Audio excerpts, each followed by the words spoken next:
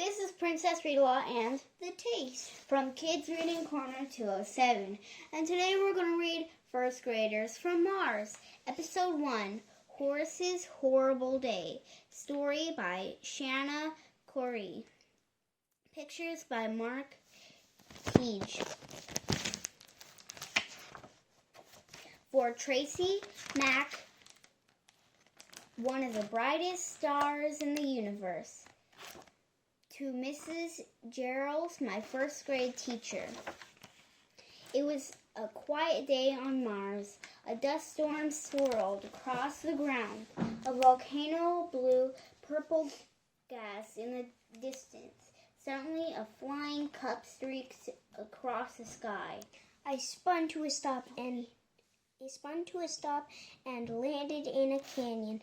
Creak! Its hatch opened. Something or someone climbed out.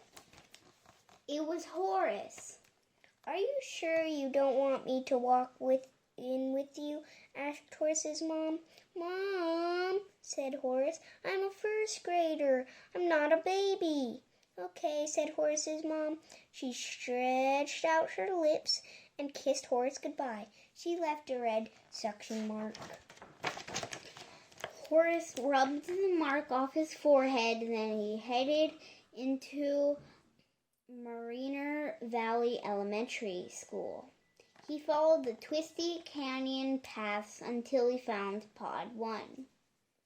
Nigel, a friend from Martin Garten, was already inside. Nigel waved his tentacles. Horus waved back. A teacher floated over. She had eyes in the back of her head, and in the front, and on the sides. Meep, meep, she said. I'm your teacher, Mrs. Vortex. Wait, answered Horus. I am Horus. Mrs. Vortex gave Horus a name tag. Then she showed him his thinking capsule. Horus couldn't wait to get started. Where's the slime table? He asked. Where's the snooze mats? Where's the snacks? A girl Horus didn't know giggled. Her name tag said Tara. This isn't Martian Garden anymore, she said. First graders are too big for those things. Horus's tentacles drooped. No slime tables, no snooze mats, no snacks. Before Horus could say anything, Miss Vortex clapped her tentacles together. Okay, Martians, she said. Let's get to work. Horus couldn't believe it. In Martian Garden, there was no work until at least the third day. The rest of the day didn't get any better. In reading, Horus was in the beta group. Tara and Nigel were both in the alpha group. Alphas are much brighter, said Tara. In art, Horus drew a self-portrait. It doesn't look like you, said Tara. Maybe you should make it a little lumpier. There was no morning snack, so by lunch Horus was starving. He was in such a hurry to eat that he slurped his soup up the wrong tentacle. Grub, boss, said Tara. Everyone except Nigel laughed. Horus felt terrible. After lunch, Horus was tired, but there was no snooze time in first grade. Let's work on our numbers, said Miss Vortex. 4 plus 2, she called out. 5 plus 3. Everyone rushed to form the right answer. Horus was so sleepy that he accidentally got stuck on 8. After numbers, everyone ran outside for recess. On the way, Horus peeked inside the Martian Garden room. The Martian gardeners were hopping around making animal noises. Glump, glump, they said. Me-lo, me-lo, those were the days, thought Horus sadly. Horus's mom picked him up after school. How was it? She asked. horrible, said Horus. I'm not going back. He refused to talk about it for the rest of the night. The next morning, Horus's parents came into his room.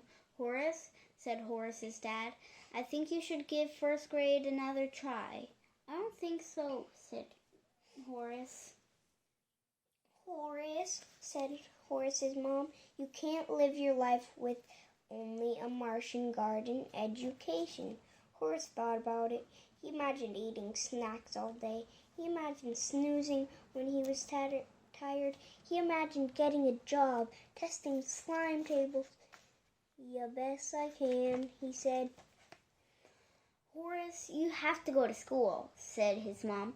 No, said Horus. You can't make me. Unfortunately, though, as it turned out, she could. Don't leave me here, begged Horus. When they got to school, just then another flying cup pulled up beside them. A giant blue Martian dragged her giant blue daughter out of the hatch. Pelly, said the mother, behave. No, screamed Pelly. Horus stopped howling and started watching. Pelly's mom looked embarrassed. We just moved here from the moon hobos, she said, and Pelly's a little nervous about starting first grade. I'm not nervous, wailed Pelly. No one understands. Big blue teardrops dripped out of her nose. I understand, said Horus. Pelly sniffled. You do? She asked. Yeah, best, said Horus. First grade will be terrible, said Pelly. I know, agreed Horus. It will be scary, said Pelly. Tell me about it, said Horus. The teacher will be mean, said Pelly. Horus started to nod. Then he remembered that Miss Vortex saved his life twice yesterday. Actually, the teacher is okay, he said. Pelly looked doubtful. The work will be hard, said Pelly. Horus thought about getting stuck on 8. Then he remembered that he still got the answer right. It's not that hard, he admitted. I could get lost in the halls, said Pelly. I could show you around, offered Horus. Really? Said Pelly. Really, said Horus. Pelly's and Horus's moms smiled. They offered to walk Pelly and Horus inside. No, said Pelly and Horus at the same time. We're not babies, Pelly said. I've done this before, added Horus.